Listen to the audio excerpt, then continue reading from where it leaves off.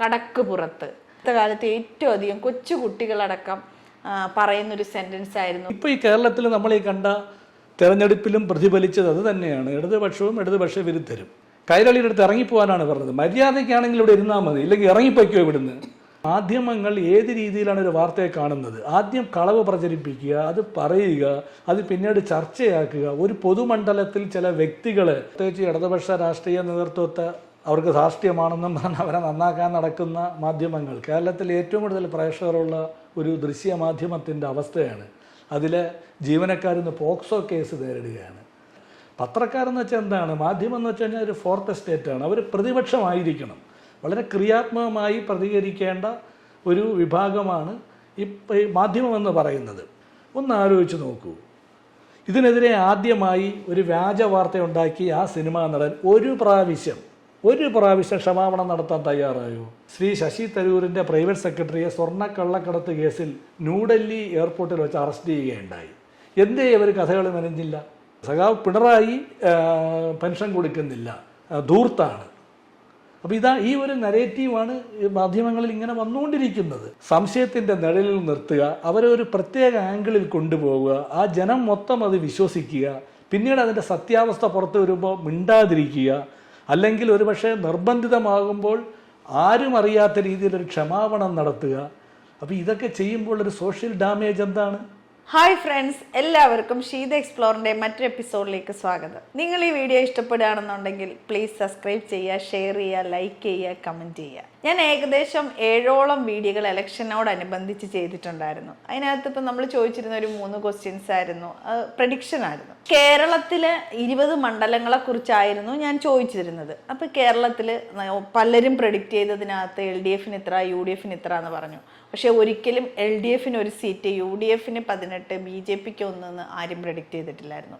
എന്തുകൊണ്ടാണ് LDFന് ഇത്രയധികം ഒരു പരാജയം ഏറ്റുവാങ്ങേണ്ടി വന്നത്?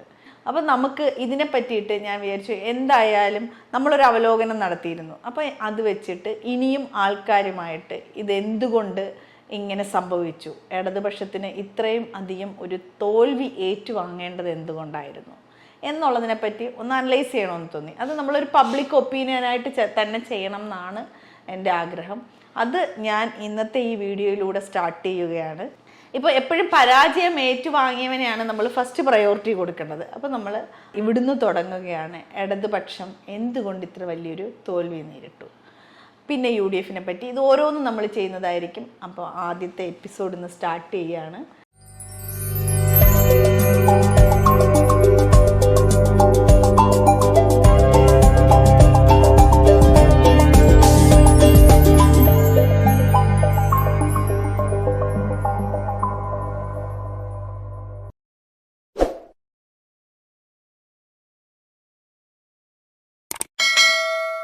അപ്പോൾ ഇന്ന് ഞാൻ ആദ്യമായിട്ട് ഈ ഇടതുപക്ഷം തോറ്റതിനെ പറ്റിയിട്ട് ചർച്ച ചെയ്യാൻ പോകുന്നത് എൻ്റെ ഹസ്ബൻഡുമായിട്ടാണ്.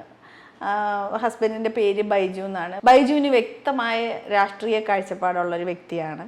പണ്ടുകാലം തൊട്ടേ രാഷ്ട്രീയ പ്രസ്ഥാനത്തിൽ വിശ്വസിക്കുന്ന ആളും അതിനെ ഓരോ കാര്യങ്ങളെ പറ്റിയിട്ടും എപ്പോഴും നമ്മൾ ചർച്ചയൊക്കെ ചെയ്യാറുണ്ട്. ഇത് പക്ഷേ ഞാൻ പബ്ലിക് ഒപ്പീനിയനും എടുക്കുന്നതായിരിക്കും.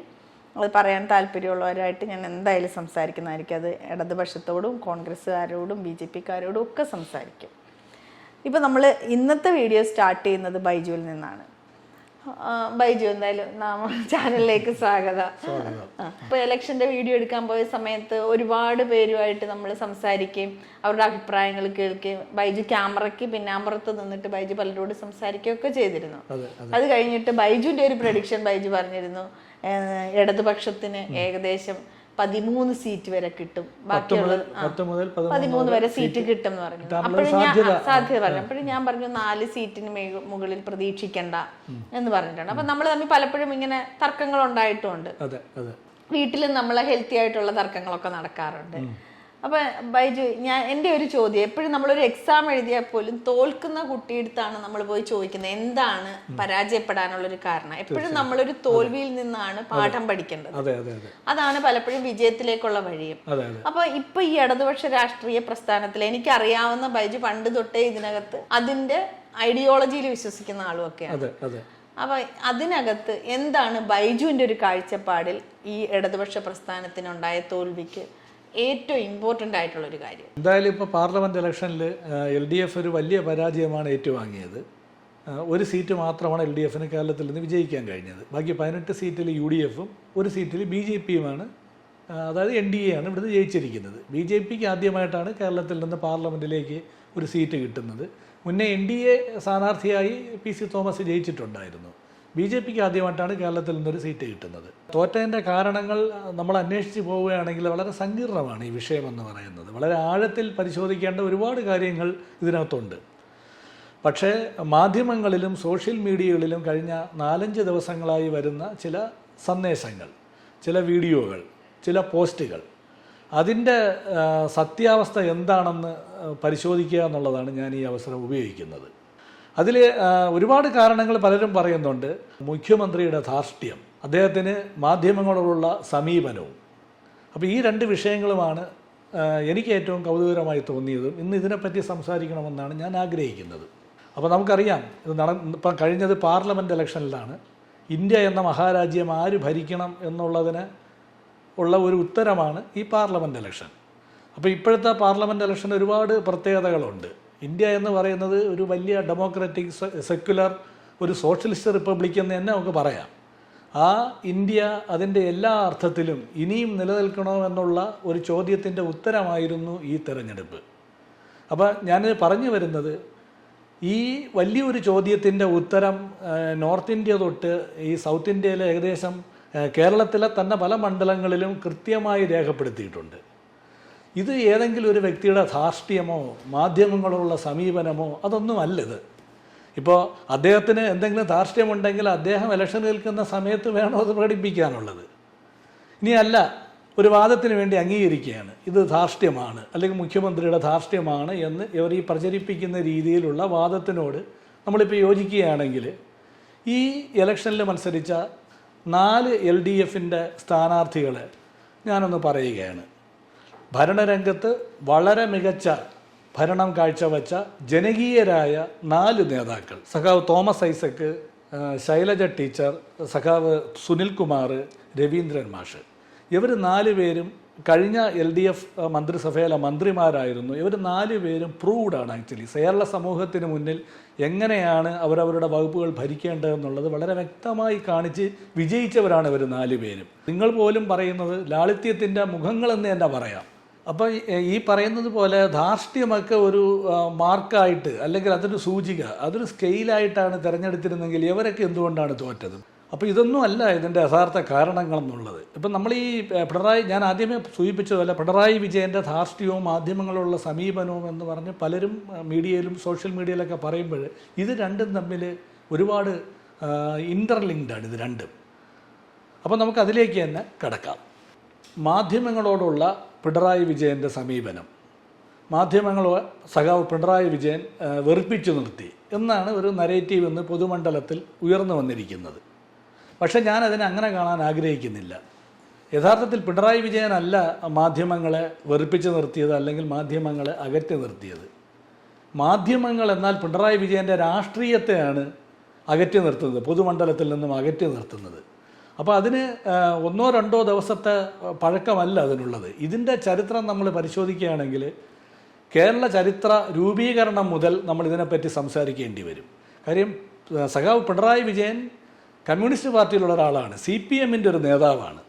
അപ്പോൾ 1957 കേരളത്തിലെ ആദ്യത്തെ നിയമസഭ സഖാവ് EMSൻ്റെ നേതൃത്വത്തിൽ കേരളത്തിൽ രൂപം കൊണ്ടപ്പോൾ ഇന്ന് കേരളത്തിൽ ഏറ്റവും കൂടുതൽ സർക്കുലേഷനുള്ള ഒരു പത്രത്തിൻ്റെ ചെയർമാൻ വിഷം കഴിച്ച് ആത്മഹത്യ ചെയ്യും, ഇങ്ങനെ കേരളത്തിൽ ഒരു കമ്മ്യൂണിസ്റ്റ് മന്ത്രിസഭ അധികാരത്തിൽ വന്നാലെന്ന് പരസ്യമായി പറഞ്ഞൊരു വ്യക്തിയാണ്. അപ്പോൾ അദ്ദേഹത്തിന് ഈ പറയുന്ന ഐഡിയോളജിയോട്, ഈ പറയുന്ന ഒരു ആശയത്തോട് എത്രത്തോളം വെറുപ്പ്, അത് അദ്ദേഹം ഒരു മാധ്യമ സ്ഥാപനത്തിൻ്റെ ചെയർമാനാണ്. അന്ന് അദ്ദേഹം പാകിയ ഒരു വെറുപ്പാണത്. 57 EMS അധികാരമേറ്റു, കേരളത്തിൻ്റെ ഗതിയെ തന്നെ മാറ്റിയ ഒരുപാട് തീരുമാനങ്ങൾ അന്നുണ്ടായി. കേരളത്തിൻ്റെ വിദ്യാഭ്യാസ, സാമൂഹിക, സാംസ്കാരിക, രാഷ്ട്രീയ രംഗങ്ങളിൽ ചലനം സൃഷ്ടിച്ച ഒരു ഭരണമായിരുന്നു സഖാവ് EMSൻ്റെ ഭരണം. അതിൽ തന്നെ ഇന്ന് ഇന്ത്യയിൽ തന്നെ പല പ്രദേശത്തും ഇല്ല ഈ ഭൂപരിഷ്കരണ നിയമമൊക്കെ. കേരളത്തിലൊക്കെ 1957 തന്നെ അത് നടന്നു. അത് കേരളത്തിൻ്റെ ഒരു പൊതുമണ്ഡലം തന്നെ മാറ്റി. അങ്ങനെ ഈ ഭരണം മുന്നോട്ട് പോകുമ്പോഴാണ് ഇതിനെ തടയിടണമെന്നുള്ള വലതുപക്ഷ ശക്തികൾ നമ്മൾ പറയുമ്പോഴത്തേക്ക് കേരളത്തിലെന്നല്ല ഇന്ന് ലോകത്തിലെല്ലാം രണ്ട് രാഷ്ട്രീയം മാത്രമേ നിലവിലുള്ളൂ. നമ്മളതിനെ പല രാഷ്ട്രീയ പാർട്ടികളുണ്ടെന്ന് പറയുന്നെങ്കിലും കമ്മ്യൂണിസ്റ്റ് പാർട്ടിയും അതിനെ എതിർക്കുന്നവരും, ഈ എതിർക്കുന്നവർ പല പേരുകളിൽ വരാം, പല രൂപങ്ങളിൽ വരാം. പക്ഷേ നമ്മളതിൻ്റെ യാഥാർത്ഥ്യം പരിശോധിക്കുകയാണെങ്കിൽ രണ്ട് പാർട്ടികളേ ഉള്ളൂ, ഇടതുപക്ഷവും ഇടതുപക്ഷ വിരുദ്ധരും. അത് തന്നെയാണ് എപ്പോഴും. ഇപ്പോൾ ഈ കേരളത്തിൽ നമ്മൾ ഈ കണ്ട തെരഞ്ഞെടുപ്പിലും പ്രതിഫലിച്ചത് അത് തന്നെയാണ്, ഇടതുപക്ഷവും ഇടതുപക്ഷ വിരുദ്ധരും. ഓക്കെ, നമുക്ക് അതിലേക്ക് വരാം. EMSൻ്റെ ഭരണത്തിന് അറുതി വരുത്തുന്നതിന് വേണ്ടി മാധ്യമങ്ങൾ, പിന്നെ ഇവിടുത്തെ മുഴുവൻ സകലമാന ജാതി ശക്തികൾ ഒന്നിച്ച് ഈ ഭരണത്തിനെതിരെ തെരുവിലിറങ്ങി. അതാണ് കുപ്രസിദ്ധമായ വിമോചന സമരം. അപ്പോൾ അതോടുകൂടി കേരളത്തിലെ പല തെരുവുകളും കത്തി അവസാനം ഈ ഗവൺമെൻറ്റിനെ പിരിച്ചുവിട്ടു. അത് കഴിഞ്ഞതിന് ശേഷം 1960 ഇലക്ഷൻ നടന്നു, EMS തോൽക്കുകയാണ്. പിന്നെ വീണ്ടും 67 EMS അധികാരത്തിൽ വന്നു. പിന്നെ അത് കഴിഞ്ഞതിന് ശേഷം അടിയന്തരാവസ്ഥയുടെ കാലഘട്ടം വന്നു. അത് കഴിഞ്ഞ് EK നായനാർ മുഖ്യമന്ത്രിയായി. EK നായനാർ മുഖ്യമന്ത്രി ആയപ്പോഴും മാധ്യമങ്ങൾ ഇതേ സമീപനം തന്നെയാണ് തുടർന്നിരുന്നത്. അത് കഴിഞ്ഞ് കരുണാകരൻ വീണ്ടും മുഖ്യമന്ത്രിയായി. ആ സമയത്താണ് മാധ്യമങ്ങൾ വേറൊരു രീതിയിലേക്ക് മാറാൻ തുടങ്ങിയത്. മാധ്യമങ്ങൾ അന്ന് ഈ പറയുന്നത് പോലെ ഒരു കമ്മ്യൂണിസ്റ്റ് വിരുദ്ധത മാത്രം പ്രകടിപ്പിച്ചിരുന്ന മാധ്യമങ്ങൾ വളരെ പ്ലാൻഡായിട്ട് വാർത്തകളെ എങ്ങനെ സൃഷ്ടിച്ച് ഒരു ഭരണത്തെ തന്നെ ഇല്ലാതാക്കാമെന്നുള്ള ഒരു നിർമ്മിതിയിലേക്ക് മാറുന്നത്. അതിന് ഒരു ഉദാഹരണമാണ് ചാരക്കേസ്. അതൊരു കോൺസ്പിറൻസി ആയിരുന്നു, അതൊരു പ്ലാൻഡ് ക്രൈം ആയിരുന്നു. ആക്ച്വലി പറയപ്പെടുന്നത് ഇങ്ങനെയാണ്, തിരുവനന്തപുരത്തൊരു ബാറിലിരുന്ന് 3 പത്രപ്രവർത്തകർ ആസൂത്രണം ചെയ്ത ഒരു സൃഷ്ടിയാണ്. അത് ഒരു ഭരണമാറ്റമെന്ന് പറയുന്നത് ശ്രീ കരുണാകരൻ്റെ ഭരണത്തെ മാറ്റി വേറൊരു ഭരണം കൊണ്ടുവരാനല്ല, വലതുപക്ഷ രാഷ്ട്രീയത്തിൻ്റെ ചക്രത്തിൽ പോരാണത്. ഒരു വലതുപക്ഷ നേതാവിനെ മാറ്റി ഈ മാധ്യമങ്ങൾക്ക് പ്രിയനായ മറ്റൊരു നേതാവിനെ അധികാരത്തിലേക്ക് കൊണ്ടുവരുന്നതിന് വേണ്ടി ഇവർ നടത്തിയ ഒരു പ്ലാൻഡ് ക്രൈമായിരുന്നു അത്. എന്തു പറ്റി അതുകൊണ്ട്? നമ്പിനാരായണനെ പോലെ ലോകമറിയപ്പെടേണ്ട ഒരു ശാസ്ത്രജ്ഞൻ അനാഥനായിപ്പോയി. ഒടുവിൽ സുപ്രീം കോടതി അദ്ദേഹത്തിന് കുറ്റവിമുക്തനാക്കി, അദ്ദേഹത്തിൻ്റെ ആനുകൂല്യം വരെ കൊടുത്തു. എന്നാൽ ഈ ആനുകൂല്യം പോലും കൊടുത്തത് സഖാവ് പിണറായി വിജയനാണ്. അതൊരു കാലത്തിൻ്റെ ഒരു കാവ്യനീതിയാണ് ആക്ച്വലി. അതോടെ നിൽക്കട്ടെ. അപ്പോൾ ഈ മാധ്യമങ്ങൾ ആ സമയം തൊട്ടാണ് അവർക്ക് മനസ്സിലായി തുടങ്ങിയത്. അതിനുശേഷം ഒരിക്കൽ സഖാവ് പിണറായി എന്നത് പറയുകയുണ്ടായി, കേരളത്തിലൊരു മാധ്യമ സിൻഡിക്കേറ്റ് ഉണ്ടെന്നുള്ളത്. അദ്ദേഹം അത് വളരെ വിദഗ്ധമായി പറഞ്ഞൊരു കാര്യമാണ്. നമ്മൾ ഈ ചാരക്കേസ് നടക്കുന്ന സമയത്ത് തന്നെ നമുക്ക് മാധ്യമങ്ങൾ പരിശോധിച്ച് കഴിഞ്ഞാൽ അത് വളരെ വ്യക്തമായി മനസ്സിലാവും. കേരളത്തിലെ ഒട്ടുമിക്ക അച്ചടി മാധ്യമങ്ങളിലും വരുന്ന തലക്കെട്ടുകൾ, അതിൽ വരുന്ന വാർത്തകൾ, അത് ചിലതൊക്കെ എന്ന് വെച്ച് കഴിഞ്ഞാൽ വളരെ ഒരു നിലവാരവുമില്ലാത്ത വെറും പൈങ്കിളി വർത്തമാനങ്ങൾ. ഇതിൻ്റെ എല്ലാ സ്വഭാവവും കണ്ടൻറ്റും ഒരേ രീതിയിലാണ്. സാംസ്കാരിക തലത്തിൽ ഒരു തലത്തിലും അംഗീകരിക്കാൻ കഴിയാത്ത വിഴുപ്പലക്കുകളായിരുന്നു ഈ പത്രങ്ങളിലൂടെ ഇവർ ഈ ഛർദ്ദിക്കുന്നത്. അപ്പോൾ അന്നാണ് കേരളത്തിൽ ആദ്യമായിട്ടൊരു മാധ്യമ സിൻഡിക്കേറ്റ് രൂപപ്പെടുന്നത്. അത് കഴിഞ്ഞ് വീണ്ടും സഖാവ് EK നായനാർ മുഖ്യമന്ത്രിയാവുന്നു. സഖാവ് പിണറായി വിജയൻ അദ്ദേഹത്തിൻ്റെ മന്ത്രിസഭയിൽ വിദ്യുച്ഛക്തി മന്ത്രിയാവുന്നു. അന്നാണ് SNC ലാവ്ലിൻ കരാർ നിലവിൽ വരുന്നത്. അതും നമ്മൾ പറയേണ്ടതാണ്. അതായത് നമ്മളതിനെപ്പറ്റി ഡീപ്പായിട്ട് പറയുന്നില്ല. നമ്മുടെ വൈദ്യുതി രംഗത്തൊരു ചലനം സൃഷ്ടിച്ച ഒരു തീരുമാനമായിരുന്നു അത്. അദ്ദേഹം ഭരിച്ചിരുന്ന ആ ഒരു ചെറിയ കാലം വളരെ അഡ്വാൻസ്ഡ് ആയിട്ട് ഈ പറയുന്ന വകുപ്പിൽ ചെയ്യാൻ അദ്ദേഹത്തിന് കഴിഞ്ഞിട്ടുണ്ട്. പിന്നെ SNC ലാവിനുമായിട്ട് ബന്ധപ്പെട്ട് ഒരുപാട് വാർത്തകളും വർത്തമാനങ്ങളും വന്നു. പിന്നീട് അത് കഴിഞ്ഞതിന് ശേഷം CPMൻ്റെ സംസ്ഥാന സെക്രട്ടറി ആയിരുന്ന സഖാവ് ചടയൻ ഗോവിന്ദൻ മരണപ്പെട്ടതിനെ തുടർന്ന് സഖാവ് പിണറായി മന്ത്രിസ്ഥാനം രാജിവെച്ച് CPMൻ്റെ സംസ്ഥാന സെക്രട്ടറിയായി. അതോടുകൂടി ഈ മാധ്യമങ്ങൾ വീണ്ടും പിണറായിയുടെ നേരെ തിരിയുകയായിരുന്നു. ഈ SNC ലാവലിൻ്റെ പേരിൽ ഒരുപാട് കഥകളും ഒരുപാട് കേസുകളൊക്കെ ഉണ്ടായി. ഇപ്പം നമുക്കറിയാം അത് കോടതിയിൽ നിന്നെല്ലാം തള്ളിപ്പോയൊരു കേസാണ്. പക്ഷേ ഇപ്പോൾ വീണ്ടും CBI സുപ്രീം കോടതിയിൽ റിട്ട് ഫയൽ ചെയ്തിരിക്കുകയാണ്. ഓരോ പ്രാവശ്യവും വിളിക്കുന്ന സമയത്ത് ഇനിയും സമയം വേണം, 6 മാസം കൂടെ വേണം. എനിക്ക് തോന്നുന്നു ഈ ഒരു കഥ ഒരു 5-6 ടേമായിട്ട് നടന്നുകൊണ്ടിരിക്കുകയാണ്. അതായത് ഒരു പൊതുമണ്ഡലത്തിൽ ഒരു വ്യക്തിയെ അല്ലെങ്കിൽ ഒരു പ്രസ്ഥാനത്തിനെ ഇങ്ങനെ നിർത്തുക, സംശയത്തിൻ്റെ നിഴലിൽ നിർത്തുക. അപ്പോൾ ഇത് തന്നെയാണ് മാധ്യമങ്ങൾ ഇവിടെ ചെയ്തുകൊണ്ടിരിക്കുന്നത്. പിന്നെ അദ്ദേഹം മുഖ്യമന്ത്രി ആയതിനു ശേഷമാണ് കേരളത്തിൽ പ്രളയം വരുന്നത്. 2018 പ്രളയം ഏറ്റവും വലിയ ഒരു ദുരന്തമായി നമുക്ക് കാണണം. പ്രളയത്തിന് മുമ്പും ശേഷവും എന്നുള്ള ഒരു രീതിയിൽ തന്നെ നമുക്ക് കേരളത്തെ കാണേണ്ടി വരും. അത് കഴിഞ്ഞിട്ട് കോവിഡ് വന്നു. ഈ കോവിഡും ഈ പ്രളയവും എന്ന് പറയുന്നത് കേരളത്തിൻ്റെ ജീവിതത്തെ എല്ലാ രീതിയിലും സാരമായി ബാധിച്ച 2 സംഭവങ്ങളായിരുന്നു. ഈ പ്രളയത്തെയും കോവിഡിനെയും ഈ ഗവൺമെൻറ് നേരിട്ട രീതി അത് വളരെ പ്രശംസ അർഹിക്കുന്നതാണ്. പ്രളയ സമയത്തൊക്കെ ഇദ്ദേഹം സഖാവ് പിണറായി വിജയൻ ഭരണസ്ഥിര കേന്ദ്രത്തിലിരുന്ന് 18 മണിക്കൂറിലധികമാണ് അദ്ദേഹം ജോലി ചെയ്തത്. അദ്ദേഹം കോർഡിനേറ്റ് ചെയ്യുമായിരുന്നു കാര്യങ്ങളൊക്കെ. ദിവസവും അദ്ദേഹം പത്രസമ്മേളനങ്ങൾ നടത്തുമായിരുന്നു. ജനങ്ങളോട് എല്ലാ കാര്യങ്ങളും കൃത്യമായി പറയുന്നുണ്ടായിരുന്നു. പത്രക്കാരോട് സഖാവ് പിണറായി വിജയൻ എന്തെങ്കിലും അകൽച്ചയോ അല്ലെങ്കിൽ അവരെ അകറ്റി നിർത്തണമെന്നുള്ള എന്തെങ്കിലും ഒരു വെസ്റ്റഡ് ഇൻട്രസ്റ്റോ ഉണ്ടായിരുന്നെങ്കിൽ അദ്ദേഹം ഒരിക്കലും അതിന് തുനിയുകയില്ല. അദ്ദേഹത്തിൻ്റെ എല്ലാ പത്രസമ്മേളനങ്ങളും ഞാൻ വളരെയധികം ശ്രദ്ധിച്ചിട്ടുണ്ട്. അദ്ദേഹം നടത്തുന്ന പത്രസമ്മേളനങ്ങളിൽ ഒരവസരത്തിൽ പോലും അദ്ദേഹത്തിൻ്റെ എതിർ രാഷ്ട്രീയത്തിൽ നിൽക്കുന്ന ഒട്ടുമിക്ക ചാനലുകളും അദ്ദേഹത്തിൻ്റെ എതിർ രാഷ്ട്രീയത്തിലാണ്. അവരോടൊന്നും അദ്ദേഹം ഔദ്യോഗിക പത്രസമ്മേളനത്തിൽ മോശമായി ഒരു വാക്കുപോലും ഉപയോഗിച്ചിട്ടില്ല. മാത്രവുമല്ല, അദ്ദേഹത്തിൻ്റെ പത്രസമ്മേളനം നിർത്തുന്നത് പോലും ഇനി എന്തെങ്കിലും ഉണ്ടോ എന്ന് ചോദിച്ചിട്ടായിരിക്കും. ഈ പത്രക്കാരെന്തെങ്കിലും കാര്യം ചോദിക്കുമ്പോൾ അദ്ദേഹത്തിന് വ്യക്തമായൊരു ഉത്തരം പറയാൻ കഴിയാതെ വന്നു കഴിഞ്ഞാൽ അദ്ദേഹം പറയും, ഓക്കെ, പഠിച്ചിട്ട് നാളെ പറയാം. അപ്പോൾ അങ്ങനെയുള്ള ഒരു നല്ലൊരു ഹോംവർക്ക് ചെയ്തുകൊണ്ടുവന്നായിരുന്നു അദ്ദേഹം പത്രസമ്മേളനമെല്ലാം നടത്തിക്കൊണ്ടിരുന്നത്. ഈ കോവിഡിൻ്റെ സമയത്ത് തന്നെ ഇവിടുത്തെ മാധ്യമങ്ങൾ എഴുതി ആദ്യം പത്രസമ്മേളനം നടത്തിക്കൊണ്ടിരുന്നത് ശൈലജ ടീച്ചറാണ്. ശൈലജ ടീച്ചറെ ഒഴിവാക്കി ആളാവാൻ വേണ്ടി മുഖ്യമന്ത്രി പത്രസമ്മേളനം നടത്താൻ തുടങ്ങി. നമ്മളത് ആലോചിക്കണം. ഈ കോവിഡ് വന്ന സമയത്ത് ആദ്യം ഈ ഹെൽത്ത് ഡിപ്പാർട്ട്മെൻറ്റ് മാത്രമായിരുന്നു ഈ കോവിഡുമായി മുഖാമുഖം രംഗത്തുണ്ടായിരുന്നവർ. പിന്നീട് ഈ കോവിഡ് വ്യാപിക്കുകയാണ്. പല സംസ്ഥാനങ്ങളിൽ നിന്ന് ആളുകൾ വരുന്നു, വെളിരാജ്യങ്ങളിൽ നിന്ന് ആളുകൾ വരുന്നു, ഇന്ത്യയിലാകമാനം ഈ രോഗം പടർന്നു പിടിക്കുന്നു. അപ്പോൾ ആ സമയത്ത് ആദ്യമായിട്ടാണ് നമുക്ക് ഇങ്ങനൊരു സിറ്റുവേഷൻ വരുന്നത്. പിന്നീടാണ് ഇവിടുത്തെ ഗവൺമെൻറ് മനസ്സിലാക്കുന്നത് ഈ പറയുന്നത് പോലെ ആരോഗ്യവകുപ്പ് മാത്രമല്ല, കേരളത്തിൻ്റെ എല്ലാ വകുപ്പുകളും ഒന്നിച്ച് പ്രവർത്തിക്കേണ്ട ഒരവസ്ഥയാണ്. പോലീസ്, സിവിൽ സപ്ലൈസ്, തദ്ദേശ സ്വയംഭരണം, ട്രാൻസ്പോർട്ട് എന്ന് വേണ്ട എല്ലാ വകുപ്പുകളുടെയും കൂടെ ഒന്നിച്ചുള്ള ഒരു യോജിപ്പുള്ള ഒരു പ്രവർത്തനമായിരുന്നു നടന്നത്. അത് ഭരണത്തലവൻ എന്നുള്ളത് തീർച്ചയായും CM ആണത് ചെയ്യേണ്ടത്. അത് തന്നെയാണ് സഖാവ് പിണറായി വിജയൻ കൃത്യമായി ചെയ്തത്. ജനങ്ങളോട് അദ്ദേഹം കൃത്യമായി കാര്യങ്ങൾ പറഞ്ഞു. എങ്ങനെ ഈ അസുഖത്തിനെ നേരിടണം, എത്ര പേർക്ക് കോവിഡ് വന്നു, നിങ്ങൾ നോക്കുക. ലോകത്ത് ഇന്ത്യ നമ്മൾ കണ്ടു. ഇന്ത്യയിൽ ലോക്ക്ഡൗൺ ആയപ്പോഴത്തേക്ക് ആയിരക്കണക്കിന് കിലോമീറ്റർ ആളുകൾ ഓടുകയായിരുന്നു, ആളുകൾ പട്ടിണി കിടക്കുകയായിരുന്നു. അന്നൊരു കാശുള്ളവരയിൽ പോലും ഭക്ഷണം വാങ്ങി കഴിക്കാൻ നിവൃത്തിയില്ല, കടകളില്ല, ആകെ ദുരന്തം. ആദ്യമായിട്ടാണ് ഇങ്ങനെ ഒരു അവസ്ഥയിലേക്ക് നമ്മൾ പോകുന്നത്. പക്ഷേ കേരളത്തിലെ ജനങ്ങൾ ഈ ഭരണകൂടം ചേർത്ത് പിടിക്കുകയല്ലായിരുന്നു. അവർക്ക് ക്വാറന്റൈൻ ഫ്രീ, സൗജന്യം. ഇനി കേന്ദ്ര ഗവൺമെൻറ് ആദ്യം വാക്സിന് ചാർജ് ചെയ്തപ്പോൾ പോലും CM പറഞ്ഞു, ഇല്ല, ഇവിടെ ഗവൺമെൻറ് ചാർജ് ചെയ്യുകയില്ല. ഇവിടെ മാധ്യമങ്ങൾ എന്തെല്ലാം ആക്ഷേപിച്ചു, അതിന് കിറ്റ് കൊടുത്തു ജനങ്ങൾക്ക്, അതിനെ ആക്ഷേപിച്ചു. ഇവിടുത്തെ ജനങ്ങളെന്തോ കിറ്റ് കാണാതെ കിടക്കുകയാണോ? അതാണ് ഞാൻ പറഞ്ഞത്. പൈസ ഉണ്ടായിരുന്ന സമയത്ത് ഒരു കട പോലും ഇല്ലാതെ പട്ടിണി കിടക്കുന്ന സമയത്ത് ഇവിടുത്തെ മുഴുവൻ ജനങ്ങളെയും നെഞ്ചോട് ചേർത്ത് പിടിച്ചത് ഇവിടുത്തെ ഇടതുപക്ഷ രാഷ്ട്രീയമായിരുന്നു. അതിന് നേതൃത്വം കൊടുത്തത് സഖാവ് പിണറായി വിജയനുമായിരുന്നു. അപ്പോൾ ഈ ഇടതുപക്ഷം നടത്തുന്ന പുരോഗമനപരമായ മനുഷ്യപരമായ ഈ തീരുമാനങ്ങളോടും ഈ നയങ്ങളോടുമുള്ള ഈ പത്രങ്ങളുടെ എതിർപ്പ്, ഞാൻ പറഞ്ഞു, 1957 തൊട്ട് ഈ പറയുന്ന ഈ പ്രസ്ഥാനത്തോടും ഈ ആശയങ്ങളോടും അവർക്കുള്ള വിയോജിപ്പ്, അത് അവരുടെ കച്ചവട താല്പര്യത്തിന് എതിരാണെന്ന് മനസ്സിലാക്കിയാണ് അവർ ഈ ചെയ്യുന്നത്. ലോകമാകമാനം അങ്ങനെ തന്നെയാണ്. അത് തന്നെയാണ് കേരളത്തിൽ അവർ തുടർന്നത്.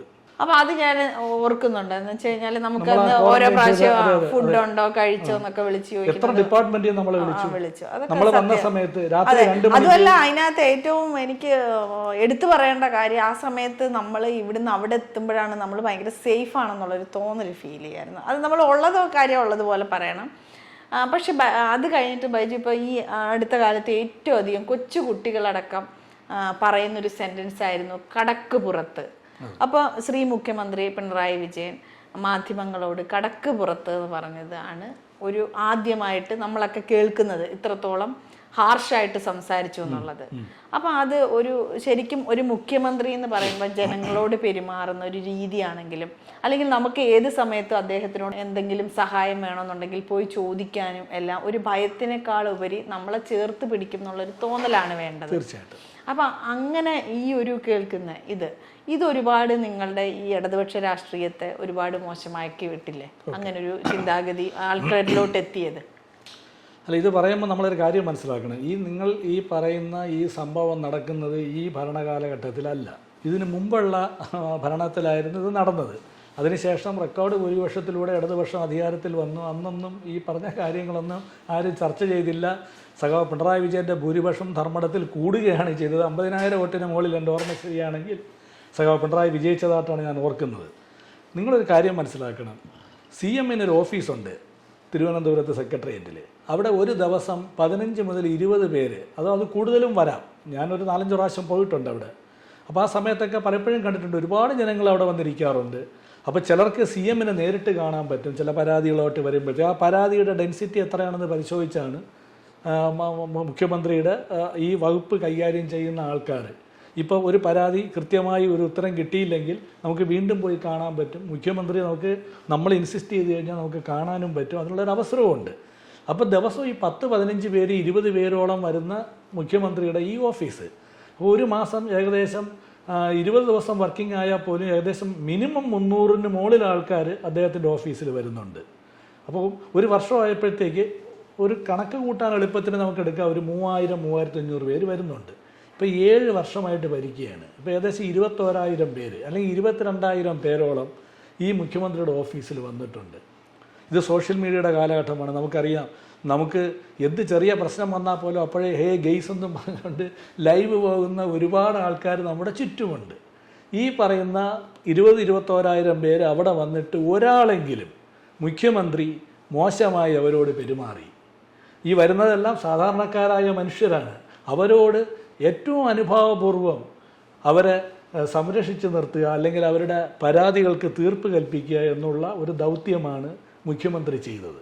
പിന്നെ നിങ്ങൾ ഈ ചോദിച്ച ചോദ്യം കടക്ക് പുറത്തെന്നുള്ളത്, ഞാൻ പറഞ്ഞു മുഖ്യമന്ത്രിയുടെ ഔദ്യോഗിക പത്രസമ്മേളനം ഞാൻ എടുത്തു പറഞ്ഞത് അതുകൊണ്ടാണ്.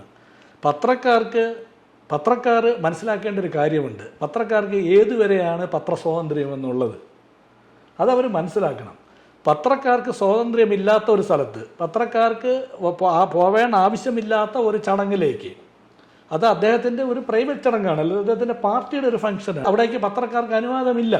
അവർ ഈ പത്രക്കാരിവിടെ വരുന്ന സമയത്ത് അദ്ദേഹം അവരോട് 2-3 പ്രാവശ്യം പറയുന്നുണ്ട്, നിങ്ങൾ വരേണ്ട ഒരവസരമോ നിങ്ങൾ വരേണ്ട സ്ഥലമോ അല്ല ഇത്, നിങ്ങൾ ഇവിടെ നിന്ന് മാറണം, ഇത് വേറൊരു ചടങ്ങാണ് എന്ന് അദ്ദേഹം ഇവിടുത്തെ പത്രക്കാരോട് പല പ്രാവശ്യം പറഞ്ഞതിന് ശേഷമാണ് അദ്ദേഹം പറഞ്ഞത് ഇറങ്ങിപ്പോവാൻ പറഞ്ഞത്. അതിപ്പോൾ ഓരോ മനുഷ്യരുടെയും ഭാഷയാണ് എങ്ങനെയെന്നുള്ളത്. അപ്പോൾ അദ്ദേഹത്തിന് അത്രത്തോളം അവർ പ്രൊവോക്ക് ചെയ്തിട്ടുണ്ടാവാം. അതുകൊണ്ടായിരിക്കാം അദ്ദേഹം ഈ പറയുന്നത്. നിങ്ങൾ വേറൊരു കാര്യം മനസ്സിലാക്കണം. അതാണ് ഞാൻ പറഞ്ഞത്, അദ്ദേഹം ഔദ്യോഗികമായി വിളിച്ചു കൂട്ടിയ പത്രസമ്മേളനത്തിൽ ഇവരുടെ മുഴുവൻ ഉത്തരങ്ങൾക്ക് മറുപടിയും കൊടുത്ത് ഇനി എന്തെങ്കിലും ഉണ്ടോ എന്ന് പറയുന്ന മനുഷ്യനാണ്. അപ്പോൾ ഞാനീ പറഞ്ഞു, പത്രക്കാരെ സംബന്ധിച്ചിടത്തോളം ഇതിനു മുന്നേ അവരോട് കുഴയുന്ന ഒരുപാട് രാഷ്ട്രീയക്കാരുണ്ട്, അവരോടൊപ്പം ഇരുന്ന് ചായ കുടിക്കുന്നവരുണ്ട്, അവരെ കണ്ണിറുക്കി കാണിക്കുന്ന രാഷ്ട്രീയ നേതാക്കളുണ്ട്. അങ്ങനെ ഒരു സമീപനം ഒരു കമ്മ്യൂണിസ്റ്റ് നേതാക്കളും പത്രക്കാരോട് ചെയ്തിട്ടില്ല. കാര്യം അവർക്ക് അതിൻ്റെ ആവശ്യമില്ല. പത്രക്കാരെന്ന് വെച്ചാൽ എന്താണ്? മാധ്യമം എന്ന് വെച്ച് കഴിഞ്ഞാൽ ഒരു ഫോർത്ത് എസ്റ്റേറ്റാണ്. അവർ പ്രതിപക്ഷമായിരിക്കണം, വളരെ ക്രിയാത്മകമായി പ്രതികരിക്കേണ്ട ഒരു വിഭാഗമാണ് ഈ മാധ്യമം എന്ന് പറയുന്നത്. ഈ അവസരത്തിൽ നിങ്ങളൊന്ന് ഓർക്കണം, ഇപ്പോൾ കേരളത്തിൽ നിന്ന് ജയിച്ച BJPയുടെ MP ശ്രീ സുരേഷ് ഗോപി പത്രക്കാരോട് പെരുമാറിയിട്ടുള്ള രീതി, അതുപോലെ തന്നെ BJPയുടെ സംസ്ഥാന പ്രസിഡന്റ് K. സുരേന്ദ്രൻ, പ്രതിപക്ഷ നേതാവ്, കേരളത്തിൻ്റെ പ്രതിപക്ഷ നേതാവ് ശ്രീ VD സതീശൻ വിളിച്ചു കൂട്ടിയ പത്രസമ്മേളനത്തിൽ കൈരളിയുടെ ചാനൽ ഒരു ചോദ്യം ചോദിച്ചപ്പോഴത്തേക്ക് അദ്ദേഹം ശ്രീ VD സതീശൻ കൈരളിയുടെ അടുത്ത് ഇറങ്ങിപ്പോകാനാണ് പറഞ്ഞത്. മര്യാദയ്ക്കാണെങ്കിൽ ഇവിടെ ഇരുന്നാൽ മതി, ഇല്ലെങ്കിൽ ഇറങ്ങിപ്പോയ്ക്കോ ഇവിടുന്ന്. ഇവർക്ക് അനുവാദമില്ലാത്തൊരു സ്ഥലത്ത് അവർ കയറി പോയവർക്കുണ്ടായ ദുരനുഭവമാണ് നിങ്ങൾ ഈ പറഞ്ഞത്. ഔദ്യോഗികമായി അദ്ദേഹം വിളിച്ചു കൂട്ടുന്ന ഒരു ചടങ്ങിൽ പോലും ഇവരോടിങ്ങനെ, പത്രസമ്മേളനത്തിൽ പോലും ഇവരോട് മോശമായി അദ്ദേഹം സംസാരിച്ചിട്ടില്ല. ഇത് തിരുവനന്തപുരത്തെ പ്രസ് ക്ലബ്ബിൽ വിളിച്ചു കൂട്ടിയ പ്രസ് മീറ്റിൽ ശ്രീ VD സതീശൻ ഒരു ചാനലിനോട് പറഞ്ഞതാണ്, മര്യാദയ്ക്കാണെങ്കിൽ നിങ്ങൾ ഇറങ്ങിപ്പോയ്ക്കോ, നിങ്ങളിവിടെ ഇരുന്ന് ഞാൻ പത്രസമ്മേളനം നടത്തില്ല, ഇറങ്ങിവിടും. ഡൽഹിയിൽ വെച്ച് ശ്രീ V. മുരളീധരൻ കേന്ദ്ര സഹമന്ത്രിയായിരുന്നു. അദ്ദേഹം പറഞ്ഞല്ലോ, കൈരളി ഒഴിച്ച് ബാക്കി ആരോട് വേണോ സംസാരിക്കാം, കൈരളി ഇവിടുന്ന് മാറിയാലേ ഞാൻ സംസാരിക്കുകയുള്ളൂ. ഇവിടെയുള്ള ബാക്കി മീഡിയകളെല്ലാം ഉണ്ടായിരുന്നല്ലോ, ഇവരാരും ഒരു അക്ഷരം മിണ്ടിയില്ലല്ലോ ഈ മീഡിയകളല്ലേ. ഇവർക്ക് ഈ മീഡിയ സ്നേഹം, ഈ പറയുന്നത് പോലെ ഭരണപക്ഷത്തിനെ വിമർശിക്കണമെന്നൊക്കെ താല്പര്യമുള്ള ഈ മീഡിയകൾ എന്തേ അന്ന് മിണ്ടാതിരുന്നു? നിഷ്പക്ഷർ എന്നും പറഞ്ഞ് ഇപ്പം നെഗറ്റീവായിട്ട് ഒരുപാട് പേര് സോഷ്യൽ മീഡിയയിലൊക്കെ വരുന്നുണ്ട്. എന്തേ അന്നൊന്നും അവരുടെ ശബ്ദം പൊങ്ങിയില്ല? കൈരളിയോടൊക്കെ വളരെ മോശമായിട്ടാണ് ശ്രീ സുരേഷ് ഗോപി പെരുമാറിയത്. ഒരു മാധ്യമപ്രവർത്തകയോട് പെരുമാറിയതിൻ്റെ കേസ് ഇപ്പോൾ നടക്കുന്നുണ്ട്. അതുപോലെ തന്നെയാണ് ശ്രീ കെ സുരേന്ദ്രനും പെരുമാറിയത് ഇവിടുത്തെ മാധ്യമങ്ങളോട്. അല്ല, അത് ഇപ്പൊ ഇവരെല്ലാം പെരുമാറിയെങ്കിൽ പോലും ഇപ്പൊ നമ്മളുടെ ചോദ്യം മുഖ്യമന്ത്രി അത് ഞാൻ പറയാം, അതിലേക്ക് ഞാൻ വരാം. അപ്പൊ ഞാൻ ചോദിക്കുന്നത്, ഇവര് ഔദ്യോഗികമായി വിളിച്ചുകൂട്ടിയ പത്രസമ്മേളനത്തിൽ വളരെ ഹീനമായ രീതിയിൽ ഒരു ചാനലിനോട് ഞാൻ അടിവരയിട്ട് പറയുന്നു, ഔദ്യോഗികമായി വിളിച്ചുകൂട്ടിയ ചടങ്ങിൽ ഇവർ ഹീനമായി പെരുമാറിയത് എന്തുകൊണ്ട് ഇവർക്കാർക്കും ധാർഷ്ട്യമെന്ന് പറയുന്നില്ല? അതാണ് എൻ്റെ ചോദ്യം. ഇവരോടൊക്കെ നമ്മൾ കണ്ടു, കേരളത്തിൻ്റെ പ്രതിപക്ഷ നേതാവും KPCC പ്രസിഡന്റും കൂടെ കോട്ടയത്തിരുന്ന് പത്രസമ്മേളനം നടത്തിയത്. ഞാനല്ലേ പ്രസിഡന്റ്, ഞാനല്ലേ പറയേണ്ടത്? അതെങ്ങനെ ശരിയാവും? ഞാനല്ലേ പ്രതിപക്ഷ നേതാവ്, ഞാനല്ലേ പറയേണ്ടത്? എന്നാൽ താൻ ഉണ്ടാക്കിക്കൂ എന്ന് പറഞ്ഞ് മൈക്ക് കൊടുക്കുന്നു. ആലപ്പുഴയിൽ വെച്ച് നടന്നൊരു പത്രസമ്മേളനത്തിൽ KPCC പ്രസിഡന്റ് പരസ്യമായി ഒരു തെറിവാക്ക് വിളിച്ചു പറയുന്നു മൈക്കിലൂടെ. ഇതൊന്നും കേരള സമൂഹത്തിൽ ഓഡിറ്റ് ചെയ്യപ്പെടുന്നില്ല. ഞാൻ വീണ്ടും അടിവരയിട്ട് പറയുന്നു, ഔദ്യോഗികമായി നടത്തുന്ന പത്രസമ്മേളനത്തിൽ ഒരു വാക്ക് പോലും മോശമായി പറയാത്ത സഖാവ് പിണറായി വിജയനെ നിങ്ങൾ ഈ പറയുന്ന പൊതുമണ്ഡലത്തിൽ ഒരു സംശയത്തിൻ്റെ നിഴലിൽ നിർത്തുന്നു. മറിച്ച് നമ്മുടെ യാഥാർത്ഥ്യത്തിൽ ഒരിക്കലും പെരുമാറാൻ പാടില്ലാത്ത അവസരങ്ങളിൽ ഔദ്യോഗിക പത്രസമ്മേളനങ്ങളിൽ വളരെ മോശമായ ഭാഷയിൽ സംസാരിക്കുന്നവരെ നിങ്ങൾ നേതൃത്വത്തിൽ നിർത്തുന്നു.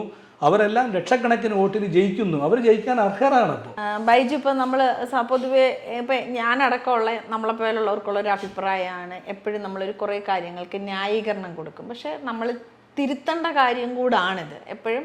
അതിപ്പോൾ ഭരണപക്ഷത്തുള്ളവരാണെങ്കിലും പ്രതിപക്ഷത്തുള്ളവരാണെങ്കിലും നമുക്ക് മാധ്യമങ്ങൾ എപ്പോഴും നമ്മളെ കൂടെ ഉണ്ടാവണം. അപ്പോഴാണ് നമ്മുടെ രാജ്യത്തിന്റെ പുരോഗതിയും അതിന്റെ വളർച്ചയും പിന്നെ രാജ്യത്ത് നടക്കുന്ന ഇപ്പൊ എന്തെങ്കിലും കള്ളത്തരങ്ങളാണെങ്കിലും ഒക്കെ പുറത്തു കൊണ്ടുവരുന്നുണ്ടെങ്കിൽ മാധ്യമങ്ങൾ ഉണ്ടെങ്കിൽ മാത്രമേ പറ്റൂ.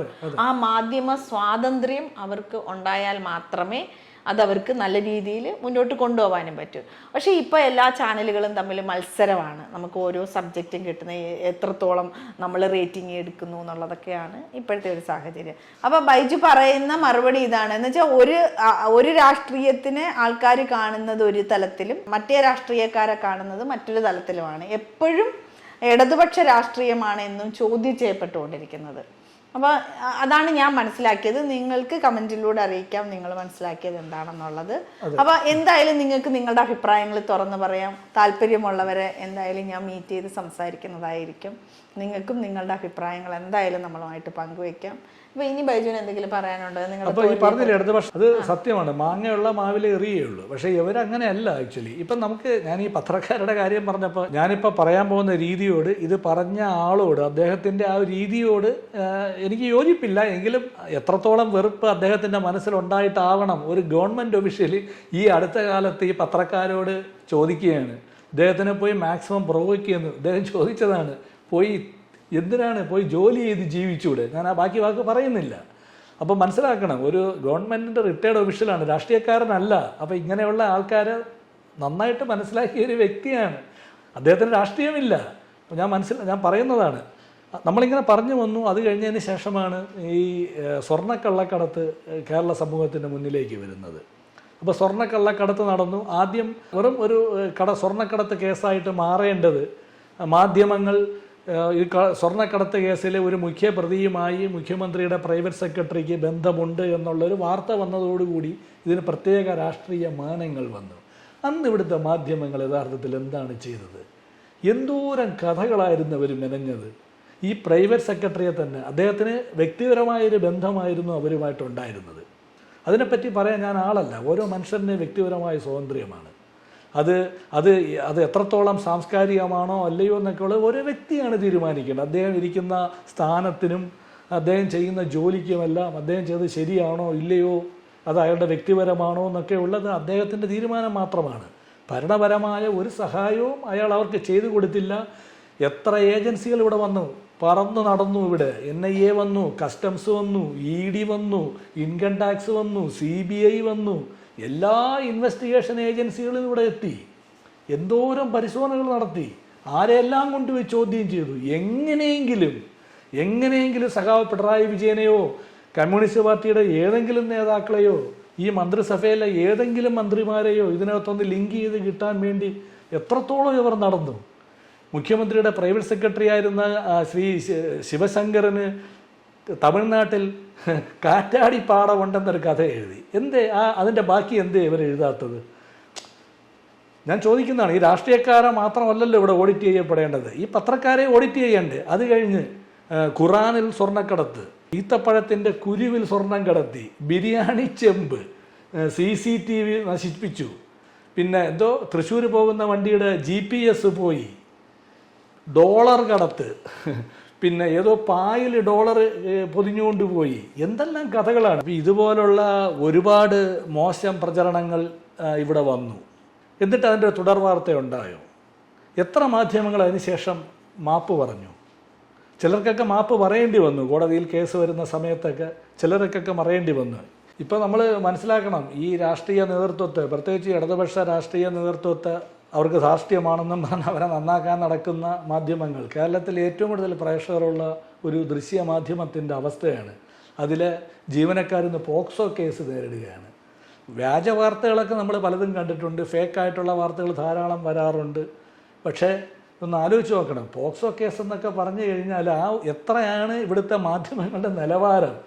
അതായത് ഈ സഖാവ് പിണറായി വിജയനെ നന്നാക്കാൻ ദിവസവും അന്തിച്ചർച്ച നടത്തുന്ന ഒരു ചാനലിൻ്റെ സംസ്കാര നിലവാരമാണ് ഞാൻ ഈ പറയുന്നത്. മനസ്സിലായില്ലേ? അപ്പോൾ പിന്നെ അത് കഴിഞ്ഞ് നടന്ന വേറൊരു സംഭവമാണ് നെല്ല് സംഭരണവുമായി ബന്ധപ്പെട്ട് നടന്ന ചില വിഷയങ്ങൾ, പിന്നെ പെൻഷൻ വിതരണവുമായിട്ടുണ്ടായ ചില സംഭവങ്ങൾ. അത് പക്ഷേ യഥാർത്ഥത്തിൽ സംഭവിച്ചിട്ടുണ്ട്. പെൻഷൻ മുടങ്ങിയത് മാത്രമല്ല, നവകേരള യാത്ര, ഇതൊക്കെ ഇതിനകത്ത് ഈ ഇലക്ഷനെ ഒരുപാട് ബാധിച്ചിട്ടുണ്ടെന്നാണ് ഞാൻ മനസ്സിലാക്കിയിരിക്കുന്നത്. അത് ബൈജുവിന്റെ കാഴ്ചപ്പാട്. അപ്പൊ ഇന്ന് നമ്മള് സഖാവ് പിണറായി വിജയനും മാധ്യമങ്ങളും എന്നുള്ളതിൽ മാത്രം ഒതുക്കി നിർത്തിയിട്ട് ഇനി അടുത്ത വരും ഭാഗങ്ങളിലായിട്ട് നമ്മൾ ഈ നവകേരള യാത്ര, പെൻഷൻ, ഇതിനെ പറ്റിയിട്ട് നമ്മൾ പറയുന്നതായിരിക്കും. അല്ല, ഇപ്പം നമ്മൾ മാധ്യമങ്ങളുമായിട്ട് പറയുമ്പോൾ ഇതിനകത്ത് ഒന്ന് രണ്ട് കാര്യങ്ങൾ പറഞ്ഞു പോകണം. ഞാൻ ഈ പറഞ്ഞു നെല്ല് സംഭരണം നടക്കുന്ന സമയത്ത് ഇവിടുത്തെ ഒരു പ്രമുഖ സിനിമാ നടൻ തന്നെ പരസ്യമായി സോഷ്യൽ മീഡിയയിലൂടെയെല്ലാം ഈ സർക്കാരിനെതിരെ വളരെ മോശമായ കമൻറ്റുകളെല്ലാം എഴുതിയിട്ടു. നെല്ല് സംഭരിക്കുന്നില്ല, ഒരുപാട് കർഷകരെ ദ്രോഹത്തിലാക്കുകയാണ്, വളരെ മോശമായ രീതിയിലൊക്കെ ചിത്രീകരിച്ചു. അന്ന് സഖാവ് പിണറായിയും അദ്ദേഹത്തിൻ്റെ പാർട്ടിയും അദ്ദേഹത്തിൻ്റെ ഭരണവും പറഞ്ഞു, സംസ്ഥാനമല്ല പൈസ കൊടുക്കാനുള്ളത്, കേന്ദ്രമാണ് പൈസ കൊടുക്കാനുള്ളത്. പക്ഷേ ഇവിടുത്തെ മാധ്യമങ്ങൾ ഇവരൊക്കൊപ്പം ചേർന്ന് ഇതിൻ്റെ നിജസ്ഥിതി അന്വേഷിക്കാതെ, നമ്മൾ നേരത്തെ പറഞ്ഞു, സ്വർണ്ണക്കള്ളക്കടത്ത് കേസിൽ നടത്തിയ രീതിയിലുള്ള അതേ രീതിയിലുള്ള വ്യാജ വാർത്തകളുടെ ഒരു കുത്തൊഴുക്ക് വീണ്ടും തുടരുകയായിരുന്നു. അത് കഴിഞ്ഞതിന് ശേഷമാണ് സുപ്രീം കോടതിയുടെ വിധി വന്നു, കേന്ദ്ര ഗവൺമെൻറ് ഈ നെല്ല് സംഭരണത്തിൻ്റെ പൈസ കൊടുക്കണം. അന്നാണ് ഇവിടെ ജനങ്ങൾ പോലും അറിയുന്നത് കേന്ദ്ര ഗവൺമെൻറ്റാണ് ഈ പണം തിരിച്ചു കൊടുക്കാനെന്നുള്ളത്. ഒന്ന് ആലോചിച്ച് നോക്കൂ. ഇതിനെതിരെ ആദ്യമായി ഒരു വ്യാജ വാർത്തയുണ്ടാക്കി ആ സിനിമാ നടൻ ഒരു പ്രാവശ്യം ക്ഷമാപണം നടത്താൻ തയ്യാറായോ? ഇവിടുത്തെ ദൃശ്യമാധ്യമങ്ങൾ എത്ര ദിവസമാണ് അന്തിച്ചർച്ച നടത്തിയത്? അവരിൽ എത്ര പേർ ക്ഷമാപണം നടത്താൻ തയ്യാറായി? ഈ സമയത്ത്, അതായത് സുപ്രീം കോടതിയുടെ വിധി വരുന്നത് വരെയുള്ള ആ ഒരു ദൂരം, ആ ഒരു കാലം, ഇവർ ഈ സമൂഹത്തിലുണ്ടാക്കിയ ഒരു ഡാമേജ്, അതൊരു സോഷ്യൽ ഡാമേജാണ്. 100 പേര് ഇത് 100 പേരും വിശ്വസിച്ചു. പിന്നീട് സുപ്രീം കോടതിയുടെ വിധി മനസ്സിലാക്കിയ എത്ര പേരായിരിക്കും ഇതിൻ്റെ യാഥാർത്ഥ്യം തിരിച്ചറിയുന്നത്? 10 പേര്. ബാക്കി 90 പേര് ഇപ്പോഴും വിശ്വസിക്കുന്നത് പിണറായി സർക്കാർ നെല്ലിൻ്റെ പൈസ കൊടുത്തില്ല എന്നുള്ളതാണ്. അത് കഴിഞ്ഞ് PSCയെ പറ്റി ചില വാർത്തകൾ വന്നു. PSC ശരിയായിരുന്നു, PSCയിൽ ചില ഇടതുപക്ഷ ഭരണത്തിൽ ചില പുഴുക്കുത്തുകൾ ഉണ്ടായിരുന്നു, അതിനെ കറക്റ്റ് ചെയ്തു സർക്കാർ. 2 ദിവസം മുമ്പ് PSCയെ പറ്റി ഒരു വാർത്ത വന്നിട്ടുണ്ട്. അതായത് ഇന്ത്യയിൽ ഏറ്റവും കൂടുതൽ തൊഴിൽ കൊടുത്ത ഒരു സംസ്ഥാനം, PSC വഴി കൊടുത്ത സംസ്ഥാനം കേരളമാണെന്ന്. ഈ PSCയെ പറ്റി ഒരുപാട് കഥകൾ മെനഞ്ഞ എത്ര മാധ്യമങ്ങൾ ഈ PSC വഴി സംസ്ഥാന സർക്കാർ ജോലി കൊടുത്ത വിവരം എത്ര മാധ്യമങ്ങളിൽ വന്നു? എത്ര ദൃശ്യമാധ്യമങ്ങൾ ഇത് ചർച്ചാ വിഷയമാക്കി? നമുക്കറിയാം, തിരുവനന്തപുരത്തിൻ്റെ MP ആണ് ശശി തരൂർ. ശ്രീ ശശി തരൂരിൻ്റെ പ്രൈവറ്റ് സെക്രട്ടറിയെ സ്വർണ്ണക്കള്ളക്കടത്ത് കേസിൽ ന്യൂഡൽഹി എയർപോർട്ടിൽ വെച്ച് അറസ്റ്റ് ചെയ്യുകയുണ്ടായി. എന്തേ ഇവർ കഥകൾ മെനഞ്ഞില്ല? ഇവിടുത്തെ ഏറ്റവും കൂടുതൽ സർക്കുലേഷനുള്ള ഒരു മാധ്യമം, അതായത് കമ്മ്യൂണിസ്റ്റ് പാർട്ടി അധികാരത്തിൽ വന്നാൽ വിഷം കഴിച്ച് മരിക്കുമെന്ന് പറഞ്ഞ പാരമ്പര്യമുള്ള ആ മാധ്യമം ചരമക്കോളത്തിലാണ് ആ വാർത്ത കൊണ്ടുവന്ന് കൊടുത്തത്. അപ്പോൾ ഞാൻ ഈ പറയുന്നതാണ്, ഈ മാധ്യമങ്ങളുടെ സ്വഭാവത്തെപ്പറ്റി ഞാൻ ഈ പറയുന്നതാണ്. പെൻഷൻ എന്ന് പറയുന്നത് ആലോചിക്കണം. അതായത് ആദ്യമായി സാമൂഹ്യ പെൻഷൻ ഏർപ്പെടുത്തുന്നത്, എൻ്റെ ഓർമ്മ ശരിയാണെങ്കിൽ, സഖാവ് VK നായനാരാണ്. പിന്നെ ശ്രീ ഉമ്മൻചാണ്ടി അതിൻ്റെ തുക കൂട്ടി. പിന്നീട് വന്ന സഖാവ് VS അത് 600 രൂപയാക്കി. അത് കഴിഞ്ഞ് വന്ന ശ്രീ ഉമ്മൻചാണ്ടി 18 മാസം പെൻഷൻ കുടിശ്ശിക വച്ചിട്ടാണ് ഇറങ്ങിപ്പോകുന്നത്. 18 മാസം. ഇന്ന് പെൻഷൻ ഇവിടെ സാമൂഹ്യ പെൻഷൻ കിട്ടാനുണ്ടില്ലെന്ന് ഞാൻ പറയുന്നില്ല. 2-3 മാസത്തെ പെൻഷൻ സർക്കാർ കൊടുക്കാനുണ്ട്. പക്ഷേ നമ്മളൊരു കാര്യം മനസ്സിലാക്കണം. ഈ കഴിഞ്ഞ 2 വർഷമായി അല്ലെങ്കിൽ കഴിഞ്ഞ 2.5 വർഷമായി കേന്ദ്ര ഗവൺമെൻറ് ഇവിടുത്തെ സംസ്ഥാന ഗവൺമെൻറ്റിനോട് എങ്ങനെയാണ് പെരുമാറുന്നത്? ഇത് നമ്മളൊരു ഫെഡറൽ സംവിധാനത്തിൽ ഓടുന്ന ഒരു സിസ്റ്റമാണ് നമ്മുടേത്. മനസ്സിലായില്ലേ? നമ്മളൊരു രൂപ GST കൊടുക്കുമ്പോൾ നമുക്ക് കിട്ടുന്ന റിട്ടേൺ എത്രയാണ്, മറ്റ് സംസ്ഥാനങ്ങൾക്ക് കിട്ടുന്ന റിട്ടേൺ എത്രയാണ്, ഇതെല്ലാം നമ്മൾ ആഴത്തിൽ പരിശോധിക്കേണ്ട വിഷയങ്ങളാണ്. അപ്പോൾ കേന്ദ്ര ഗവൺമെൻറ് സംസ്ഥാനത്തിന് പൈസ കൊടുക്കാനുണ്ട്.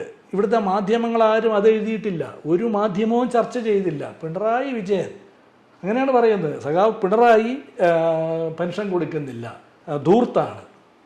അപ്പോൾ ഈ ഒരു നരേറ്റീവാണ് മാധ്യമങ്ങളിൽ ഇങ്ങനെ വന്നുകൊണ്ടിരിക്കുന്നത്. നമ്മൾ കണ്ടതാണ് കേരളത്തിൻ്റെ ഗവൺമെൻറ് ഒരു ക്യാബിനറ്റ് മുഴുവൻ ഡൽഹിയിൽ പോയി സമരം ചെയ്തത്.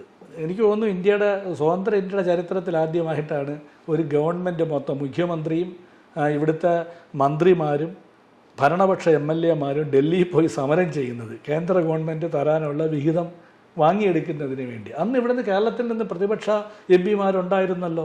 എത്ര പേര് കേരളത്തിൽ പോയി സംസാരിച്ചു? നമ്മളിവിടുന്ന് പോയ കഴിഞ്ഞ തവണ തിരഞ്ഞെടുക്കപ്പെട്ടു പോയ എല്ലാ MP-മാരുടെയും പ്രവർത്തനം നമ്മൾ വിലയിരുത്തി വോട്ട് ചെയ്തിരുന്നെങ്കിൽ കേരളത്തിൽ നിന്ന് ഒരൊറ്റ UDF MP പോലും പോവുകയില്ല. അത് ഉറപ്പാണ്. അങ്ങനെയായിരുന്നു അവരുടെ പ്രവർത്തനം. കേന്ദ്ര ഗവൺമെൻറ്റിന് എതിരെ സംസാരിക്കുന്നതിനോ കേന്ദ്ര ഗവൺമെൻറ്റിൻ്റെ ജനവിരുദ്ധ നയങ്ങൾക്കെതിരെയോ ചോദ്യം ചെയ്യുന്നതിനോ പാർലമെൻറ്റിൽ ഒരു MP പോലും തുനിഞ്ഞിട്ടില്ല. അതിനുള്ള ധൈര്യവും അവർക്കില്ലായിരുന്നു. ഈ സമരം കഴിഞ്ഞതിന് ശേഷം കേന്ദ്ര ഗവൺമെൻറ് കേരളത്തെ ഒരു രീതിയിലും സഹായിച്ചില്ല. മറിച്ച് കേരളത്തെ ഏതെല്ലാം രീതിയിൽ ദ്രോഹിക്കാമോ, സാമ്പത്തികമായി ദ്രോഹിക്കാമോ ആ രീതിയിലെല്ലാം ചെയ്തു. ഈ ഭക്ഷ്യ വിതരണത്തിൽ നമ്മൾ കണ്ടു. ഈ സംസ്ഥാനത്തിൻ്റെ വിഹിതം കൊടുക്കുന്നതിനകത്ത് ബുദ്ധിമുട്ടിച്ചു. കടമെടുക്കാനുള്ള പരിധി കുറച്ചു. അപ്പോൾ ഇതൊരു സംസ്ഥാനമെന്ന് പറയുന്ന ഒരു കമ്പനിയല്ല ലാഭത്തിൽ ഓടിക്കാനായിട്ട്. ഒരു സ്റ്റേറ്റിൻ്റെ ഏറ്റവും വലിയ മോട്ടോ അല്ലെങ്കിൽ അതിൻ്റെ ലക്ഷ്യമെന്ന് പറയുന്നത് ആ ജനങ്ങളുടെ ക്ഷേമമാണ്. അല്ലാതെ ഒരു സംസ്ഥാനത്തെ ലാഭത്തിൽ ഓടിക്കുക എന്നുള്ളതല്ല. നമ്മുടെ രാജ്യത്തിൻ്റെ കടവുമായി നോക്കുമ്പോൾ സംസ്ഥാനത്തിൻ്റെ കടമൊന്നുമല്ല. എല്ലാ സംസ്ഥാനങ്ങൾക്കും കടമില്ലേ? പിന്നെ ഈ മാധ്യമങ്ങൾ അടിച്ചു വിടുന്ന മറ്റൊരു വാർത്തയാണ് കേരളത്തിൻ്റെ പ്രധാന വരുമാനമാണ് മദ്യവും പിന്നെ ലോട്ടറിയുമെന്ന്. നമ്മൾ പരിശോധിച്ച് കഴിഞ്ഞാൽ 5% താഴെയാണ് ഇത് രണ്ടും. ഈ മാധ്യമങ്ങളെല്ലാം എഴുതിയതാണ്. എന്നാൽ ഇതെല്ലാം മനസ്സിലാക്കിയതിന് ശേഷവും അവർ ഇതിനൊരു ക്ഷമാപണം നടത്തുകയോ ഇതിനെപ്പറ്റി വീണ്ടും ഇങ്ങനെയല്ല എന്ന് എഴുതാനുള്ള ഒരു സന്മനസ് അവർ കാണിക്കുകയോ ചെയ്തിട്ടുണ്ടോ? ഞാൻ ഈ പറഞ്ഞു വരുന്നതെല്ലാം കേരളത്തിലുള്ള മാധ്യമങ്ങളുടെ സമീപനമാണ്. അവസാനം സുപ്രീം കോടതിയിൽ സംസ്ഥാന സർക്കാർ വിജയിക്കുകയാണ്. എനിക്ക് തോന്നുന്നു ഏകദേശം 50,000 കോടി രൂപ എന്തോ മുകളിൽ സംസ്ഥാനത്തിന് കിട്ടേണ്ട അർഹമായ വിഹിതം കൊടുത്തു. അത് കൊടുത്തതിന് ശേഷമാണ് ഇവിടെ അന്ന് പെൻഡിങ് ഉണ്ടായിരുന്ന പെൻഷനെല്ലാം കൊടുത്തു തീർത്തത്. ഇത്രയും നാളും സംസ്ഥാന ഗവൺമെൻറ് അങ്ങനെയാണ് ചെയ്തുകൊണ്ടിരുന്നത്. പക്ഷേ ഇവിടെ ഒരു സാമ്പത്തിക അടിയന്തരാവസ്ഥ സംസ്ഥാനത്തുണ്ടായിരുന്നു. അത് ആർക്ക് വേണോ പരിശോധിച്ചാൽ മനസ്സിലാവും. ഈ ഡീറ്റെയിൽസ് എല്ലാം പബ്ലിക് ഡൊമൈനിലുണ്ട്. സുപ്രീം കോടതിയുടെ വിധി എന്താണെന്നുള്ളതും പബ്ലിക് ഡൊമൈനിലുണ്ട്. അപ്പോൾ ഞാൻ ഈ മാധ്യമങ്ങൾ ഏത് രീതിയിലാണ് ഒരു വാർത്തയെ കാണുന്നത്? ആദ്യം കളവ് പ്രചരിപ്പിക്കുക, അത് പറയുക, അത് പിന്നീട് ചർച്ചയാക്കുക, ഒരു പൊതുമണ്ഡലത്തിൽ ചില വ്യക്തികളെ സംശയത്തിൻ്റെ നിഴലിൽ നിർത്തുക, അവരെ ഒരു പ്രത്യേക ആംഗിളിൽ കൊണ്ടുപോവുക, ആ ജനം മൊത്തം അത് വിശ്വസിക്കുക, പിന്നീട് അതിൻ്റെ സത്യാവസ്ഥ പുറത്തു വരുമ്പോൾ മിണ്ടാതിരിക്കുക, അല്ലെങ്കിൽ ഒരുപക്ഷെ നിർബന്ധിതമാകുമ്പോൾ ആരും അറിയാത്ത രീതിയിലൊരു ക്ഷമാപണം നടത്തുക. അപ്പോൾ ഇതൊക്കെ ചെയ്യുമ്പോൾ ഒരു സോഷ്യൽ ഡാമേജ് എന്താണ്? കേരളത്തിൻ്റെ അവസ്ഥ നമ്മളിന്ന് ഒന്ന് ചുറ്റിക്കറങ്ങി കാണേണ്ടതാണ്. തിരുവനന്തപുരം തൊട്ട് കാസർഗോഡ് വരെ നമ്മൾ പോയി കാണണം. നമ്മൾ പഠിച്ചിരുന്ന കാലഘട്ടത്തിലുള്ള സ്കൂളുകളല്ല ഇപ്പോൾ. നമ്മൾ നാട്ടിലുണ്ടായിരുന്ന സമയത്തിലുള്ള ആശുപത്രികളല്ല, സർക്കാർ ആശുപത്രികളല്ല ഇന്ന് കേരളത്തിലുള്ളത്. വളരെ സമൂലമായ മാറ്റമാണ് കേരളത്തിൻ്റെ ആരോഗ്യ സാമൂഹ്യ ചരിത്രത്തിൽ ഉണ്ടായിരിക്കുന്നത്. അത് നമുക്ക് കാണാതെ പോകാൻ കഴിയില്ല. ഇപ്പോൾ ഇവിടുത്തെ പ്രൈവറ്റ് സ്കൂളുകളെ വെല്ലുന്ന രീതിയിലുള്ള ഗവൺമെൻറ്റിൻ്റെ ഹൈടെക് സ്കൂളുകൾ, ഇവിടുത്തെ പ്രൈവറ്റ് സ്കൂൾ ആക്ച്വലി മാനേജ്മെൻറ്റുകളെല്ലാം ഈ സർക്കാരിനും ഈ രാഷ്ട്രീയത്തിനും എതിരാവുന്നതിൻ്റെ മറ്റൊരു കാരണം ഇതാണ്. 2 ഹൈടെക് ആശുപത്രികൾ, അതും ഈ പറഞ്ഞതുപോലെ മിക്കവാറും ഇവിടുത്തെ കേരളത്തിലെ എല്ലാ സ്വകാര്യ ആശുപത്രികളും ഏതെങ്കിലും മതവുമായി ബന്ധപ്പെട്ടിട്ടുള്ളതോ അല്ലെങ്കിൽ ഏതെങ്കിലും ട്രസ്റ്റുകളുമായി ബന്ധപ്പെട്ടിട്ടുള്ളതോ ഉള്ളതാണ്. അവരെ സംബന്ധിച്ചിടത്തോളം ഇതൊരു വ്യവസായമാണ്. പക്ഷേ അതിനെയെല്ലാം വെല്ലുന്ന രീതിയിൽ സൗജന്യ ചികിത്സ ഹൈടെക്കായി ഈ സംസ്ഥാന സർക്കാർ ചെയ്തു കൊടുക്കുന്നുണ്ട്. തീരദേശ മലയോര ഹൈവേ, പിന്നെ നമ്മൾ തന്നെ വീഡിയോ ചെയ്ത ഒരെണ്ണമാണ് ഡിജിറ്റൽ യൂണിവേഴ്സിറ്റി. ഒന്ന് ആലോചിച്ചോണം, ഇന്ത്യയിൽ ആദ്യമായിട്ടാണ് ഒരു ഡിജിറ്റൽ യൂണിവേഴ്സിറ്റി വരുന്നത്. അത് ആ വീഡിയോയിൽ അറിയാമല്ലോ എന്തായിരുന്നു അതിൻ്റെ മാറ്റം എന്നുള്ളത്. അപ്പോൾ അവിടുത്തെ അധ്യാപകരൊക്കെ നമ്മളോട് സംസാരിച്ചത് എങ്ങനെയാണ്, എത്രത്തോളം വിദ്യാഭ്യാസത്തെ അതല്ലെങ്കിൽ നൂതനമായ രീതിയിൽ വിദ്യാഭ്യാസത്തെ ഒരു സംസ്ഥാന സർക്കാർ സംരക്ഷിക്കുന്നത് എങ്ങനെ എന്നുള്ളത് നമ്മൾ നേരിട്ട് മനസ്സിലാക്കിയതാണ്. പിന്നെ അതുപോലെ തന്നെ കുടുംബശ്രീയുടെ പ്രവർത്തനം വ്യാപിപ്പിച്ചത്, ഇപ്പോൾ കേരളീയ 250 രൂപയ്ക്ക് ഡോർമെട്രി, പോലീസിൻ്റെ ഹോസ്റ്റല്, മാത്രമല്ല ജനകീയ ഹോട്ടലുകൾ, പിന്നെ പരമ്പരാഗത വ്യവസായങ്ങളുടെ സംരക്ഷണം, കയർ കശുവണ്ടി വ്യവസായങ്ങളുടെ സംരക്ഷണം, പൊതുമേഖലകൾ പലതും ലാഭത്തിലാക്കി. കേന്ദ്ര സർക്കാർ വിൽക്കാൻ വച്ചിരുന്ന പേപ്പർ ഫാക്ടറി സംസ്ഥാന സർക്കാർ വാങ്ങി അത് ലാഭത്തിലാക്കി. ഇന്ന് ഹിന്ദു പത്രത്തിന് പോലും പത്രം ഈ പറയുന്ന കേരളത്തിൽ നിന്നാണ് പോകുന്നത്. അപ്പോൾ പൊതുമേഖല വളരെയധികം ശക്തമാക്കി. അതുപോലെ തന്നെയാണ് ഡ്രഗ്സ് ഉണ്ടാക്കുന്ന ഒരു സ്ഥാപനമുണ്ട് ആലപ്പുഴയിൽ, അത് ലാഭത്തിലാണ്. ടൈറ്റാനിയം ലാഭത്തിലാണ്. അപ്പോൾ എന്നും വേണ്ട, ഈ സർക്കാരിനൊരു വിഷനുണ്ട്. അപ്പോൾ ഇതെല്ലാം പൊതുമേഖല എത്രത്തോളം ശക്തിപ്പെടുന്നോ അത്രത്തോളം സ്വകാര്യ മേഖലയിൽ എതിർപ്പ് വരും, അത് സ്വാഭാവികമാണ്. ഞാൻ ആദ്യം പറഞ്ഞ വാചകമുണ്ട്, അതായത് സഖാവ് പിണറായിയോടല്ല യഥാർത്ഥത്തിൽ ഇവർക്ക് വെറുപ്പ് സഖാവ് പിണറായി ഉൾക്കൊള്ളുന്ന രാഷ്ട്രീയത്തോടാണ്. ആ രാഷ്ട്രീയമെന്ന് പറയുന്നത് ജനപക്ഷ രാഷ്ട്രീയമാണ്, ജനനന്മയുടെ രാഷ്ട്രീയമാണ്. അപ്പോൾ ആ രാഷ്ട്രീയം എത്രത്തോളം വരുന്നോ അത്രത്തോളം ഇവിടുത്തെ പൊതുജീവിതവും പൊതുമേഖലയും മെച്ചപ്പെടുകയാണ്, അത്രത്തോളം സ്വകാര്യ മേഖല ഇവിടെ താഴ്ന്നുകൊണ്ടിരിക്കുകയാണ്. ഞാൻ ഈ പറഞ്ഞതുപോലെ കിഫ്ബിയെ പറ്റി തന്നെ എത്ര പത്രങ്ങളിൽ കിഫ്ബിയെ പറ്റി ഒരു നല്ല വാർത്ത വന്നു. ഇവിടുത്തെ കേരളത്തിൻ്റെ ചരിത്രം മാറ്റിക്കുറിച്ച ഒരു ഓർഗനൈസേഷനാണ് കിഫ്ബി. ഞാൻ ഈ പറഞ്ഞ ഈ ഹൈടെക് സ്കൂള്, കോളേജ്, മലയോര ഹൈവേ, ഇതെല്ലാം ഈ ചരിത്രം തന്നെ മാറ്റിയ, കേരളത്തിൻ്റെ ഗതിയെ തന്നെ തിരിച്ചുവിട്ട ഒരു സ്ഥാപനമാണ് കിഫ്ബി. സഖാവ് തോമസ് ഐസക്കിൻ്റെ കാലത്താണ് രൂപം കൊണ്ടത്. അദ്ദേഹത്തിന് എത്രത്തോളം ഇവർ കളിയാക്കി, എത്ര മോശമായി അദ്ദേഹത്തിനെ സോഷ്യൽ മീഡിയയിലല്ലേ അവർ അപമാനിച്ചു. ഇത് ഇലക്ഷന് നിന്ന സമയത്ത് പോലും അദ്ദേഹം ഒരു ചൂലുമായി നിൽക്കുന്ന ഒരു ഫോട്ടോ സോഷ്യൽ മീഡിയ വഴി, അദ്ദേഹം ഒരു ബാത്റൂം ക്ലീൻ ചെയ്യുന്നതിനെ പറ്റിയിട്ടൊക്കെ അദ്ദേഹം പറഞ്ഞു, എനിക്ക് അതിനകത്തൊരു ബുദ്ധിമുട്ടുമില്ല, എൻ്റെ രാഷ്ട്രീയം അതാണ്. അല്ല, ഞാൻ ഈ പറഞ്ഞു വരുന്നത് മാധ്യമങ്ങൾ ഇടതുപക്ഷ, ഈ സഖാവ് പിണറായിയോട് മാത്രമല്ല, ഇടതുപക്ഷ രാഷ്ട്രീയം പേറുന്ന മുഴുവൻ ആൾക്കാരോട് അവരെന്തുകൊണ്ടാണ് ഇദ്ദേഹത്തിന് ടാർഗറ്റ് ചെയ്യുന്നത് വെച്ചാൽ, ഇദ്ദേഹം മുഖ്യമന്ത്രിയാണ്, ഇദ്ദേഹം പാർട്ടിയുടെ സെക്രട്ടറി ആയിരുന്നു. ഇനി ഇദ്ദേഹം മാറി നാളെ വേറൊരാൾ വരികയാണെങ്കിൽ ഇത് തന്നെയാണ് സംഭവിക്കാൻ പോകുന്നത്. ഈ സഖാവ് EMS കളിയാക്കിയവരാണ് ഇവർ, സഖാവ് VS വെട്ടി നിരത്തലിൻ്റെ ആളാണെന്ന് പറഞ്ഞവരാണ്. അതുപോലെ സഖാവ് VK നായനാരെ ഇവർ അപമാനിച്ചിട്ടുണ്ട്. അതേ രീതിയിൽ തന്നെയാണ് ഇവർ തുടർന്നുകൊണ്ടിരിക്കുന്നത്. അപ്പം മാധ്യമങ്ങളെ സംബന്ധിച്ചിടത്തോളം ഐഡിയോളജി, ഇതിൽ ഈ മാധ്യമങ്ങളോട് ഏറ്റവും കൂടുതൽ സംഘർഷം ഭരിതമായിട്ടുള്ള ദിനങ്ങൾ സഖാവ് പിണറായി വിജയനോടൊപ്പമാണ്.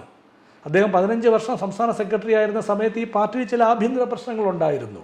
സഖാവ് VS മുൻനിർത്തിക്കൊണ്ട് പലരും ഈ പാർട്ടിയെ നശിപ്പിക്കാൻ വേണ്ടിയുള്ള ശ്രമങ്ങൾ നടത്തിയിരുന്നു. അതിനെല്ലാം വളരെ ധീരമായി നേരിട്ടത് ഇദ്ദേഹം പാർട്ടി സെക്രട്ടറി ആയിരുന്ന സമയത്താണ്.